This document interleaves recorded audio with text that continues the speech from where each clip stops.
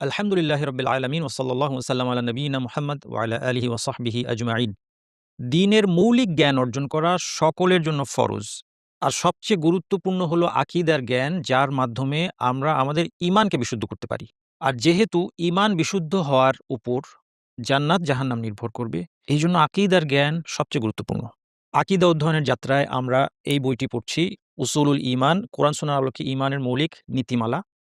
এবং আমরা ইতিপূর্বে দেখেছি ঈমান সংক্রান্ত সকল আলোচনার মধ্যে সবচেয়ে গুরুত্বপূর্ণ হচ্ছে আল্লাহর প্রতি ঈমানের আলোচনা। আল্লাহর প্রতি ঈমান শেখার অর্থ হচ্ছে তাওহীদ শেখা, একত্ববাদ শেখা। যেকোনো একত্ববাদ না, নবী রাসূলরা যে তাওহীদ নিয়ে এসেছেন সেটা। এর আগের সমস্ত আলোচনা আপনারা যদি ধারাবাহিকভাবে পেতে চান, ডেসক্রিপশনে থাকা প্লেলিস্ট দেখুন। তাওহীদের ৩টি দিকের আলোচনার মধ্যে আমরা এর সবচেয়ে গুরুত্বপূর্ণ দিকটি সম্পর্কে আলোচনা করছিলাম, যাকে তাওহীদুল উলুহিয়া বা তাওহীদুল ইবাদা বলা হয়। অর্থাৎ ইবাদতের জন্য আল্লাহকে এককভাবে বাছাই করা।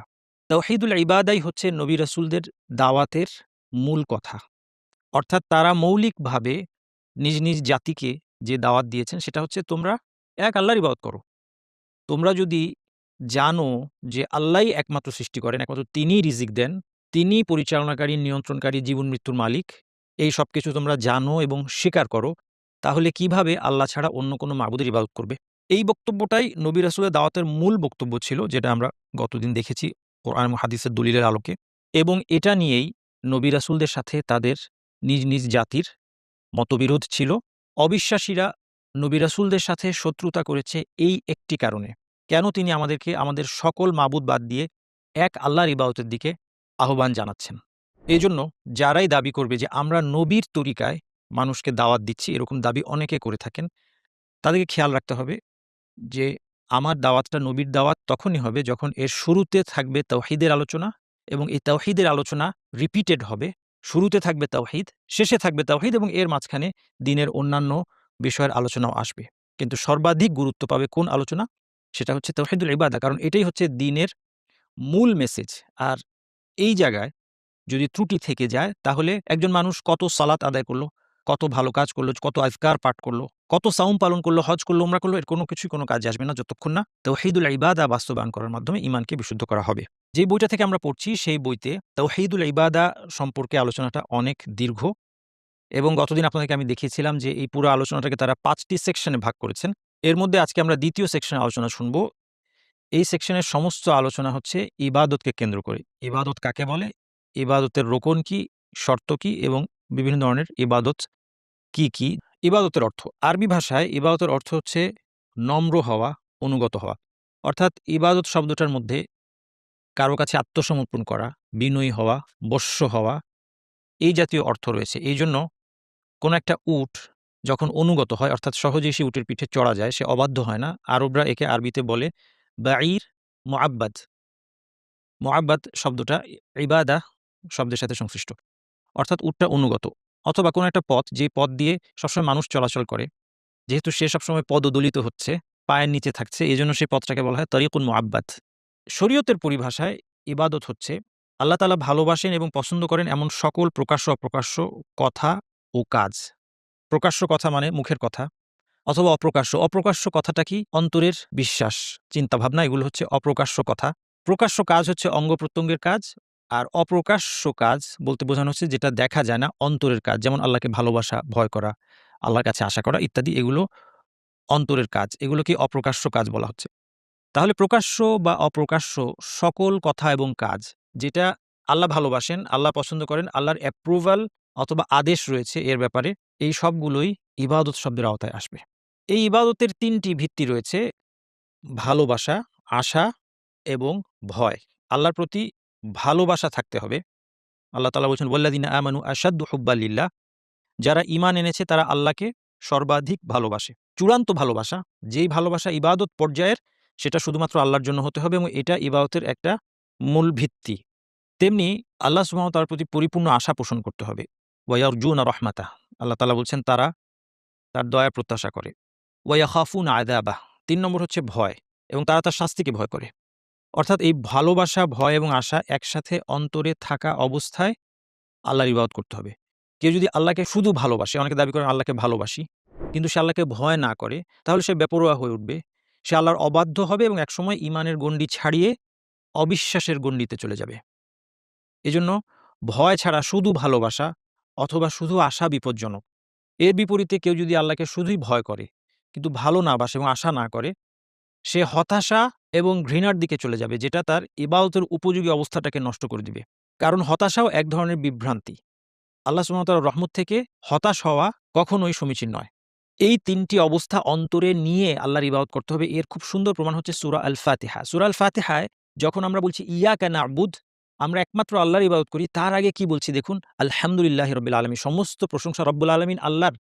আল্লাহর প্রশংসা করার মানে আমরা সেই সময় আল্লাহ সুবহানাহু ওয়া তাআলার যত নেয়ামত আছে সেগুলোকে স্মরণ করছি এবং তার উত্তম গুণাবলী স্মরণ করে তার প্রশংসা করছি। তার মানে এই প্রশংসা আমাদের অন্তরে ভালোবাসা থেকে আসছে। অথবা আলহামদুলিল্লাহি রাব্বিল আলামিন আমাদের অন্তরে ভালোবাসাকে নাড়া দিচ্ছে। আর রহমানির রহিম, আল্লাহর দয়ার কথা বলার সাথে, সাথে আমাদের আশা জাগবে। মালিক ইয়াউমিদ্দিন, বিচার দিনের মালিক। যখন বিচার দিবসের কথা আমরা স্মরণ করব, আমাদের অন্তরে ভয় জেগে উঠবে। এবং যখন এই ৩ টি আয়াত আলহামদুলিল্লাহি রাব্বিল আলামিন বলার মাধ্যমে অন্তরে ভালোবাসা তৈরি হলো, আর রহমানির রহিম বলার সাথে, সাথে আমাদের আশা সঞ্চারিত হলো, এবং মালিক ইয়াউমিদ্দিন বলার সাথে, সাথে আমাদের অন্তরে ভয় জন্ম নিল। এই অবস্থায় আমি বলছি ইয়াকা না'বুদ, আমরা একমাত্র আপনার ইবাদত করি। তাহলে কি সুন্দরভাবে সূরা ফাতিহার মধ্যে আমাদেরকে ইবাদতের এই ৩ টি রুকন, ভালোবাসা, ভয় এবং আশার দিকে আমাদের দৃষ্টি আকর্ষণ করা হয়েছে। ইবাদতের ৩ টি রুকন জানার পর আমাদেরকে ইবাদতের ২ টা শর্ত জানতে হবে। ১ নম্বর হচ্ছে ইখলাস থাকতে হবে। অর্থাৎ ইবাদত একমাত্র আল্লাহর জন্য হতে হবে। ওয়ামা উমিরু ইল্লা লিয়াবুদুল্লাহ মুখলিসিনা লাহুদ্দিন। তাদেরকে শুধুমাত্র আল্লাহর প্রতি, আল্লাহর আনুগত্যে একনিষ্ঠ হয়ে তার ইবাদত করার আদেশ দেয়া হয়েছে। ইবাদতটা আল্লাহর জন্য হতে হবে। একজন ব্যক্তি ধরা যাক সলাত আদায় করছে শুধুমাত্র এই কারণে যে তার বস, তিনি নামাজি, তিনি যদি তাকে নামাজ পড়তে না দেখেন, তিনি তার বিরুদ্ধে ব্যবস্থা নেবেন। এজন্য অনেকে দেখা যাচ্ছে অজু ছাড়া নামাজ পড়ছে। আমি একজনের কাছে শুনেছি, তিনি বাংলাদেশের একটা প্রতিষ্ঠানে, যেখানে খুব স্ট্রিক্ট ডিসিপ্লিন মেইনটেইন করা হয়, যেখানে স্টুডেন্টদের জন্য সালাত আদায় করা বাধ্যতামূলক, সেখানকার কথা আমার সাথে শেয়ার করেছেন যে রমাদানে যখন তারাউই হবে, এবং যেহেতু এটা মুসলিম প্রধান দেশ, সেই প্রতিষ্ঠানে তারাবির সালাতকে খুব গুরুত্ব দেওয়া হয়। সেখানে না গেলে পানিশমেন্ট পেতে হবে। এজন্য ছাত্ররা অজু না করেই গিয়ে সালাতে দাঁড়িয়ে যেত। অর্থাৎ আল্লাহর সন্তুষ্টি অর্জনের জন্য সালাত আদায়ের কোনো উদ্দেশ্যই তাদের নেই। শুধুমাত্র কর্তৃপক্ষ আমাদেরকে শাস্তি দিবে অথবা আমাদের বিরুদ্ধে ব্যবস্থা নিবে, এই ভয়ে সালাত আদায় করছে। কেউ অনেক সময় শুধুমাত্র বাবার ভয়ে, শুধুমাত্র শিক্ষকের ভয়ে সালাত আদায় করে। আল্লাহ সন্তুষ্টি অর্জনের কোনো আগ্রহই তার নাই। তাহলে এগুলো কিন্তু এই শিরকের অন্তর্ভুক্ত। এর মানে এই নয় যে শিক্ষক কিংবা মুরব্বি সালাতের আদেশ দেবেন না। কিন্তু তাদেরকে খেয়াল রাখতে হবে যে কেন সালাত আদায় করতে হবে সেটা তারা বুঝিয়ে দিচ্ছেন কিনা। নতুবা দেখা যাবে যে আল্লাহর সন্তুষ্টির জন্য না হয়ে তার ভয়ে মসজিদে যায়, সালাত আদায় করে, কিন্তু তার অন্তরে আল্লাহর প্রতি কোনো ভালোবাসা, ভয়, ভীতি অথবা আল্লাহ সন্তুষ্টির উদ্দেশ্য, এই বিষয়টি আদৌ জন্ম নেয়নি। এরপর অনেকে হজ করছেন হয়তো সামাজিকভাবে, যে আমার বয়স হয়ে গেছে, আমি সমাজের একজন মুরব্বি, আমি হজ না করলে লোকে কি বলবে? আমার হজ করে নেওয়া উচিত। অনেকে হয়তো জুমার সালাত আদায় করে বের হওয়ার পর ভিক্ষুকরা সারি বেঁধে দাঁড়িয়ে আছে, তাদের হাতে ৳১ ৳২ করে দেন এইজন্য যে তিনি সমাজের একজন গণ্যমান্য ব্যক্তি। তিনি যদি তাদের হাতে কিছু টাকা গুঁজে না দেন, তাহলে মানুষ তার সম্পর্কে খারাপ ধারণা করবে। আল্লাহর সন্তুষ্টি অর্জনের কোনো ইচ্ছা তার নাই। তাহলে এই ইবাদতগুলো বাতিল। এই ইবাদতগুলো বাতিল কেন? কারণ এখানে শুধুমাত্র পার্থিব স্বার্থে অথবা আল্লাহ সুবহানাহু ওয়া তাআলা ছাড়া অন্য কারো সন্তুষ্টির জন্য অথবা অন্য কারো অসন্তুষ্টি থেকে বাঁচতে এই ইবাদতগুলো করা হয়েছে। এটা ইখলাস সহকারে আল্লাহর জন্য হয়নি। এ সংক্রান্ত আরও ২ টা আয়াত তারা উল্লেখ করেছেন। আপনারা বইটা পড়বেন, আমি স্কিপ করলাম।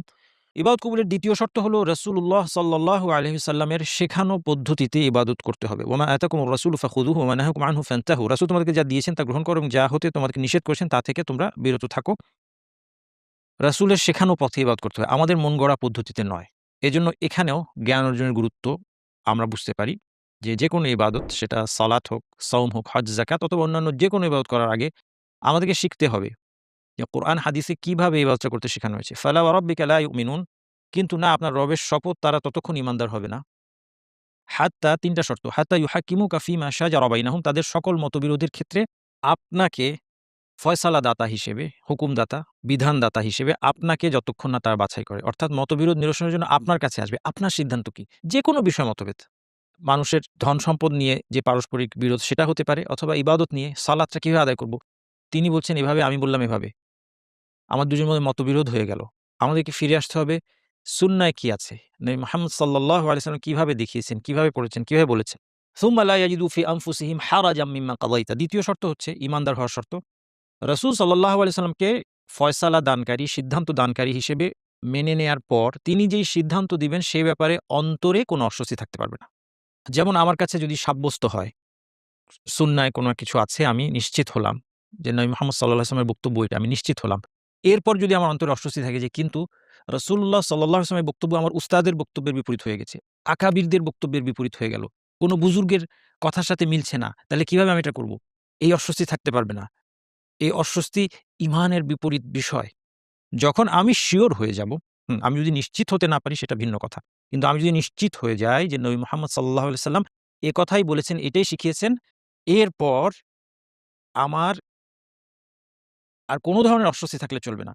রাসূলুল্লাহ সাল্লাল্লাহু আলাইহি সাল্লামের আনুগত্য করতে গিয়ে অন্য যেকোনো ব্যক্তির বিরোধিতা করার মানসিকতা আমার মধ্যে থাকতে হবে যদি আমি ঈমানের দাবি করি। সেই ব্যক্তি যত বড় ব্যক্তি হন, তিনি যদি বিশ্বের সবচেয়ে বড় আলেম হন, আমার সবচেয়ে প্রিয় ওস্তাদও যদি তিনি হন, তিনি যদি অনেক বড় একজন পণ্ডিত হন, তারপরেও রাসূলুল্লাহ সাল্লাল্লাহু আলাইহি সাল্লামের বক্তব্য আমার সামনে প্রমাণিত হয়ে যাওয়ার পরে, বারবার আমি প্রমাণিত কথাটা বলছি এজন্য যে এই মতবিরোধের ক্ষেত্রে অনেক সময় আমরা বাড়াবাড়ি করে ফেলি।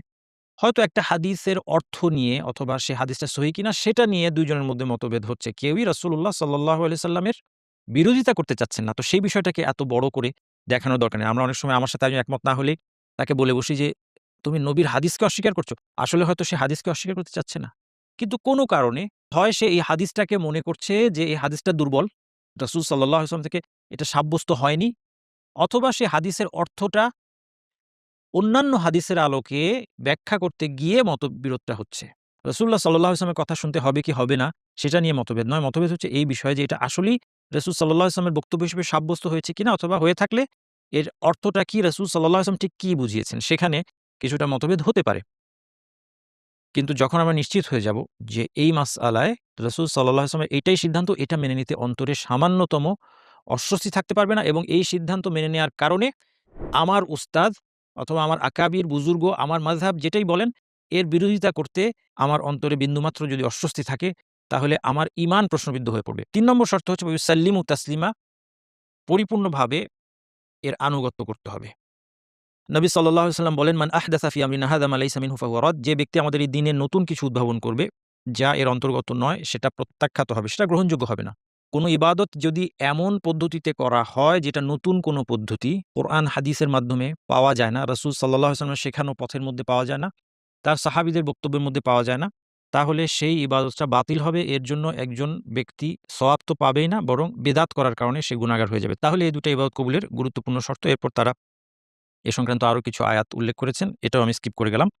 এরপর তারা ইবাদতের কিছু প্রকার বর্ণনা করেছেন। ইবাদতের প্রকারগুলোর মধ্যে অন্যতম গুরুত্বপূর্ণ হচ্ছে দোয়া। ইবাদতের বিভিন্ন নমুনা দিবেন তারা এখন। তার মধ্যে ১ নম্বরে যেটা উল্লেখ করেছেন সেটা হচ্ছে দোয়া। অনেকেই বুঝতে পারে না যে দোয়া যে ইবাদত, আর এটা বুঝতে না পারার কারণেই কেউ মাজারে গিয়ে দোয়া করছে, কবরে গিয়ে দোয়া করছে, মৃত ব্যক্তির কাছে চাচ্ছে, মদিনায় গিয়ে রাসূলুল্লাহ সাল্লাল্লাহু আলাইহি সাল্লামকে ডেকে চাচ্ছে। এসবগুলো শিরক। কেন? কারণ দোয়া ইবাদাহ। প্রার্থনা করা এটা একটা ইবাদত। একমাত্র আল্লাহর কাছে আমাদের চাইতে হবে। এখানে সাধারণ জাগতিক চাওয়া বোঝানো হচ্ছে। আচ্ছা, একজন মানুষের কাছে টাকা আছে, আমি তার কাছে টাকা চাইলাম। কারো কাছে সাহায্য চাইলাম, সে সাহায্য করতে পারে। জীবিত ব্যক্তি আমার সামনে আছে, তাকে বললাম, "ভাই, এ ব্যাপারে আমাকে একটু হেল্প করেন।" এই প্রার্থনার কথা এখানে বলা হচ্ছে না। এখানে এমন প্রার্থনার কথা বলা হচ্ছে যেখানে এমন কিছু চাওয়া হচ্ছে যেটা দেওয়ার ক্ষমতা মানুষের নাই স্বাভাবিকভাবে। একজন মৃত ব্যক্তি, সে তো কিছু দিতে পারে না। একটা মানুষের তো মহাবিশ্বে এমন ধরনের নিয়ন্ত্রণ নাই যে সে আমাকে যেকোনো কিছু এনে দিবে। তাহলে একজন মানুষের কাছে আমি সম্পদ চাইতে পারি, কিন্তু তার কাছে গিয়ে আমি তো বৃষ্টি চাইতে পারি না। "হুজুর, আমাদেরকে বৃষ্টি দেন।" এটা চাইতে পারি না। কবরবাসীর কাছে গিয়ে আমি কোনো কিছুই চাইতে পারি না। কারণ কবরবাসী মৃত। তার কোনো কিছু দেওয়ার ক্ষমতা নেই। মহাবিশ্বে তার কোনো ধরনের কোনো নিয়ন্ত্রণ নেই। পীর সাহেবের কাছে গিয়ে আমি সন্তান চাইতে পারি না। কারণ সন্তান দেওয়ার ক্ষমতা তার নেই। তাহলে এই ধরনের যত চাওয়া আছে, এগুলোকে দোয়া বলা হয়। এগুলো একমাত্র আল্লাহর জন্য হতে হবে। আচ্ছা, দোয়া শব্দের আরো ব্যাপক একটা অর্থ আছে। সেটা কি? একটা তো আমরা বুঝলাম যে আমরা যখন মুখে বলছি কোনো কিছু, "আল্লাহ আমাকে এটা দিন, সেটা দিন", এগুলো দোয়া। এছাড়া ব্যাপক অর্থ হচ্ছে সকল ইবাদতই দোয়া। সকল ইবাদতই দোয়া কথার অর্থ কি? কারণ ইবাদত আমরা কেন করছি? আমি ইবাদত করার মাধ্যমে আল্লাহর কাছে কিছু না কিছু চাই। আমি মুখে না বললেও আমি আল্লাহর কাছে চাচ্ছি। আমি চাচ্ছি আল্লাহ আমাকে ক্ষমা করুন, তিনি যেন আমাকে পুরস্কার দেন, তিনি যেন জাহান্নাম থেকে রক্ষা করেন, জান্নাত দান করেন। মুখে না বললেও ইবাদত করার মাধ্যমে আমি এগুলো চাচ্ছি। ধরা যাক একজন রোজাদার, সাইম, সে পানাহার না করে ফজর থেকে মাগরিব পর্যন্ত আছে কেন? আল্লাহর সন্তুষ্টির জন্য। মুখে না বললেও এর মাধ্যমে সে আল্লাহর কাছে ক্ষমার আশা করছে এবং সওয়াবের আশা করছে। এইজন্য সকল ইবাদতই এক ধরনের দোয়া। এইজন্য আলেমগণ বলে থাকেন যে দোয়াটা ২ রকম। একটা হচ্ছে প্রার্থনার দোয়া, অর্থাৎ সেই দোয়াটা যেটা মানুষ মুখে বলে আল্লাহর কাছে চায়। আর দ্বিতীয় প্রকার হচ্ছে ইবাদতের দোয়া। এর মাধ্যমে তারা বোঝাতে চাচ্ছেন যে সকল ইবাদতই আসলে এক ধরনের দোয়া, কারণ সকল ইবাদতের মাধ্যমেই মানুষ আল্লাহর কাছে কিছু চায়, মুখে না বললেও। আল্লাহ তাআলা বলছেন, ফাদউল্লাহ মুখলিসিনা লাহুদ্দিন, সুতরাং আল্লাহকে ডাকো তার আনুগত্যে একনিষ্ঠ হয়ে। ওয়া আন্নাল মাসাজিদা লিল্লাহি ফালা তাদউ মাআল্লাহি আহাদা। মসজিদগুলো আল্লাহর, আল্লাহর সাথে তোমরা সেখানে অন্য কাউকে ডেকো না। আল্লাহ আরো বলছেন, ওয়ামান আদাল্লু মিম্মান ইয়াদউ মিন দুনিল্লাহি মান লা ইস্তাজিবু লাহু ইলা ইয়াউমিল কিয়ামাতি ওয়া হুম আন দুআইহিম গাফিলুন। সে ব্যক্তির চেয়ে অধিক বিভ্রান্ত আর কে আছে যে আল্লাহর পরিবর্তে এমন কিছুকে আহ্বান করে, আল্লাহর পরিবর্তে এমন কিছুকে ডাকছে, কোনো মূর্তি হোক, পাথর হোক, গাছ হোক, কবর হোক, মাজার হোক, যা কিয়ামত পর্যন্তও তার আহ্বানে সাড়া দিবে না। আর অবস্থা এমন যে তারা তাদের আহ্বান সম্পর্কেও অবহিত নয়। তারা জানতেও পারছে না যে তাদেরকে মানুষ ডেকে কিছু চাচ্ছে। দিবে কোত্থেকে? জানার ক্ষমতাই তার নাই। ওয়া ইযা হুশিরান নাসু কানু লাহুম আ'দাআন ওয়া কানু বিইবাদাতিহিম কাফিরিন। যেদিন মানুষকে একত্র করা হবে, সেদিন এই সমস্ত মিথ্যা মাবুদগুলো তাদের শত্রু হয়ে যাবে এবং তাদের ইবাদতকে তারা অস্বীকার করবে। এরপর তারা বলছেন, যদি কেউ আল্লাহ ছাড়া আর কাউকে এমন কিছুর জন্য আহ্বান করে, অর্থাৎ কারো কাছে এমন কিছু চায় যা আল্লাহ ছাড়া কেউ দিতে পারে না, তাহলে সে ব্যক্তি হবে মুশরিক ও কাফের, অর্থাৎ সে অবিশ্বাসী হয়ে যাবে, ইসলাম থেকে বের হয়ে যাবে। সে ব্যক্তি জীবিত হোক বা মৃত হোক। অর্থাৎ এমন কিছু চাওয়া যাবে না যেটা দেওয়ার ক্ষমতা, সামর্থ্য তার নাই বা মানুষের নাই। এরকম কিছু চাওয়া মাত্র, যার কাছে চাওয়া হচ্ছে সে জীবিত আর মৃত হোক, যে চাইবে সে এটা চাওয়া মাত্র ইসলামের গণ্ডির বাইরে চলে যাবে। কারণ এই চাওয়ার মাধ্যমে সে বুঝিয়ে দিল যে সে বিশ্বাস করে এই লোকটা যার কাছে চাচ্ছে, এই লোকটার এমন ক্ষমতা আছে যেটা আসলে শুধু আল্লাহর আছে। আল্লাহ ছাড়া কারো এই ক্ষমতা নাই। কিন্তু সে চাওয়া মানেই হচ্ছে সে বিশ্বাস করল যে আল্লাহর পাশাপাশি তারও এই ক্ষমতা আছে, ফলে সে শিরকে লিপ্ত হলো। আর যদি জীবিত কাউকে এমন বস্তুর জন্য আহ্বান করে যার উপর সে সামর্থ্যবান, যেমন এমনটা বলা যে, "হে অমুক আমাকে আহার করাও" কিংবা "হে অমুক আমাকে পান করাও" ইত্যাদি, তবে সমস্যা নেই। আর যে ব্যক্তি মৃত কিংবা অনুপস্থিত কাউকে অনুরূপভাবে ডাকে, সেও মুশরিক হবে। মৃতকে ডাকা মাত্র সে মুশরিক হয়ে যাবে। কেন? কারণ এটা সুবিদিত যে একজন মৃত ব্যক্তি, তার কোনো ক্ষমতা নেই। তাহলে যখনই সে মৃতকে ডাকলো, সে বিশ্বাস করল যে যেভাবে আল্লাহ সকলের ডাক শুনতে পান, এই মৃত তার ডাক শুনতে পাচ্ছে, এবং যেভাবে আল্লাহ সুবহানাহু ওয়া তাআলা সকলকে সাহায্য করতে পারেন, তেমনি এই মৃত ব্যক্তিও তাকে গায়বীভাবে সাহায্য করতে পারবে। অর্থাৎ সে মারা গেলেও এই মহাবিশ্বে তার ক্ষমতা এবং নিয়ন্ত্রণ বিদ্যমান। তাহলে আল্লাহর গুণাবলী সে এই মৃত ব্যক্তির জন্য সাব্যস্ত করে ফেলল। তেমনি অনুপস্থিত কাউকে ডেকে, একজন ব্যক্তি, পীর সাহেব অন্য দেশে আছে, এই দেশে বিপদে পড়ে গিয়ে অন্য দেশে অবস্থিত পীর সাহেবকে ডাকছে যে, "বাবা আমাকে তুমি রক্ষা করো।" তাহলে সে পীর সাহেবের একটা নিয়ন্ত্রণ এবং গায়েবী ক্ষমতার উপর বিশ্বাস করছে যে সেখানে বসে সে আমার ডাক শুনবে এবং আমাকে উদ্ধার করে ফেলবে। এই গুণাবলী কেবল আল্লাহ সুবহানাহু ওয়া তাআলার আছে, অন্য কারো নেই। এ কারণেও সে এক্ষেত্রেও তার ইসলাম, ঈমান বিনষ্ট হয়ে সে ইসলামের গণ্ডির বাইরে চলে যাবে, অবিশ্বাসী হয়ে যাবে। কেননা মৃত ও অনুপস্থিত ব্যক্তির পক্ষে এরূপ করা সম্ভব নয়। এরপরে ইবাদতের অন্যান্য প্রকারের মধ্যে তারা বলছেন ভালোবাসা, ভয় এবং আশা, যে কথা আমরা আগেই বলেছি। এখানে কোন ভালোবাসার কথা বলা হচ্ছে? যে প্রাকৃতিক স্বাভাবিক ভালোবাসা যেটা সন্তান এবং পিতার মধ্যে থাকে, অথবা বিভিন্ন বস্তুর প্রতিও আমাদের ভালোবাসা আছে, সেটা নিষিদ্ধ নয়, এর কথা বলা হচ্ছে না। ইবাদতের ভালোবাসা, মাবুদের প্রতি যে চূড়ান্ত ভালোবাসা থাকে, সেই ভালোবাসাটা শুধু কার জন্য হবে? শুধু আল্লাহর জন্য। তেমনি ভয় এবং আশা, যে গায়েবী ভয় এবং চূড়ান্ত যে আশা যে আল্লাহ আমাদেরকে ক্ষমা করবেন, তিনি আমাদেরকে জান্নাত দান করবেন, তিনি আমাদেরকে হেদায়েত দিবেন, এই আশাগুলো পুরোপুরি আল্লাহ সুবহানাহু ওয়া তাআলার সাথে সম্পৃক্ত থাকবে। কিয়ামতের দিন একমাত্র আল্লাহ আমাদেরকে নাজাত দিতে পারেন। অনেকে পীর সাহেবের উপর আশা করে বসে আছেন যে পীর সাহেব হাসরের ময়দানে আমাকে মুক্তি দিবেন। যাই হোক, ভালোবাসা, ভয় এবং আশা এগুলো ইবাদত, এগুলো শুধু আল্লাহর জন্য হবে। তাওয়াক্কুল, কোনো কিছুর উপর নির্ভর করা। ওয়া আলাল্লাহি ফাতাওয়াক্কালু ইন কুনতুম মুমিনিন। যদি তোমরা মুমিন হও একমাত্র আল্লাহর উপর ভরসা করো। ওয়া মান ইয়াতাওয়াক্কাল আলাল্লাহি ফাহুয়া হাসবুহ। যে আল্লাহর উপর ভরসা করে আল্লাহ তার জন্য যথেষ্ট। ভরসা করার অর্থ কি? এই তাওয়াক্কুলের অর্থ হচ্ছে জাগতিক উপায় অবলম্বন করার পরে সেই উপায় উপকরণের উপর নির্ভর না করে আল্লাহর উপর নির্ভর করা। কেউ যদি জাগতিক উপায় উপকরণ অবলম্বন না করে হাত পা গুটিয়ে বসে থাকে, তাহলে তার ক্ষেত্রে তাওয়াক্কুল প্রযোজ্য নয়। এটাকে তাওয়াক্কুল বলে না। এটা বোকামি ১ নম্বর। ২ নম্বর, এটা হচ্ছে শরীয়তের আদেশকে অমান্য করা। কারণ শরীয়ত আমাদেরকে আদেশ দিয়েছে জাগতিক উপায় উপকরণ অবলম্বন করতে হবে। হাত পা গুটিয়ে বসে থাকলে কোনো কিছু আমার কাছে আসবে না। এটা আল্লাহর তৈরি করা নিয়ম। এই নিয়মটাকে স্বীকার করতে হবে এবং শরীয়তের আদেশ হচ্ছে চেষ্টা করা। আমাদেরকে চেষ্টা করতে হবে। চেষ্টা করার পরে তাওয়াক্কুলের প্রশ্ন আসে। জাগতিক উপায় উপকরণ অবলম্বন করার পরে। অসুস্থ হলে চিকিৎসা নেওয়ার পরে তাওয়াক্কুলের প্রশ্ন আসে। যদি কেউ বলে যে, "আমি কোনো ধরনের চিকিৎসার চেষ্টাই করব না, আমি কোনো ধরনের ঔষধ খাবো না, আমি ভালো থাকার চেষ্টা করব না", এবং তারপরে সে বলে, "কেন? কারণ আমি আল্লাহর উপর তাওয়াক্কুল করছি", তাহলে এটা ভুল কথা। এটা তাওয়াক্কুল না। সমস্ত চেষ্টা করার পর যখন এই উপায় উপকরণের উপর নির্ভর না করে আল্লাহর উপর আস্থা রাখা হবে, ভরসা করা হবে, নির্ভর করা হবে, সেটাকে তাওয়াক্কুল বলা হয়। এটা একটা অত্যন্ত গুরুত্বপূর্ণ ইবাদত। এটা একমাত্র আল্লাহর জন্য হবে। আগ্রহ, ভীতি এবং বিনয় আল্লাহর জন্য হবে। আগ্রহ হলো প্রিয় বস্তুর কাছে পৌঁছার ভালোবাসা এবং টান। আমরা আল্লাহর সান্নিধ্য লাভ করতে চাই। এটা হচ্ছে আল্লাহর প্রতি আকৃষ্ট হওয়া। আল্লাহর নৈকট্য লাভ করতে চাই। এটাকে আগ্রহ বলা হচ্ছে। ভীতি হলো ভয়, এটা পরিষ্কার যে আল্লাহকে ভয় করতে হবে, আল্লাহর শাস্তিকে ভয় করতে হবে এবং বিনীত, বিনম্র হতে হবে। খুশুউ থাকতে হবে। আল্লাহ সুবহানাহু ওয়া তাআলা বলছেন, "ইন্নাহুম কানু ইউসারি'উনা ফিল খায়রাতি ওয়া ইয়াদউনা রাগাবান ওয়া রাহাবা ওয়া কানু লানা খাশিঈন।" তারা সৎকর্মের প্রতিযোগিতা করত, অতীতের নবী রাসূলগণ এবং সৎকর্মশীলরা। তারা সৎকর্মের প্রতিযোগিতা করত, তারা আমাদেরকে ডাকত আগ্রহ এবং ভীতি সহকারে এবং তারা ছিল আমাদের নিকট বিনীত। আরেকটা হচ্ছে খাশিয়াহ, আরেকটা ইবাদত, সশ্রদ্ধ ভয়। অর্থাৎ আল্লাহ সুবহানাহু ওয়া তাআলার মর্যাদা উপলব্ধি করার কারণে যেই সম্ভ্রম তৈরি হয় অন্তরে, এইটাকে বলা হয় সশ্রদ্ধ ভয়। এটা এক ধরনের অন্ধ ভয় না। জ্ঞানের ভিত্তিতে আল্লাহকে ভয় করা, এটাকে বলা হয় হচ্ছে খাশিয়া। ফালা তাখশাউহুম ওয়াখশাউনি। আল্লাহ বলছেন, সুতরাং তাদেরকে ভয় করো না, আমাকেই ভয় করো। ইন্নামা ইয়াখশাল্লাহা মিন ইবাদিল উলামা। এজন্য আল্লাহ সুবহানাহু ওয়া তাআলা কোরআনে বলেছেন, বান্দাদের মধ্যে কেবলমাত্র জ্ঞানীরাই আল্লাহকে ভয় করে।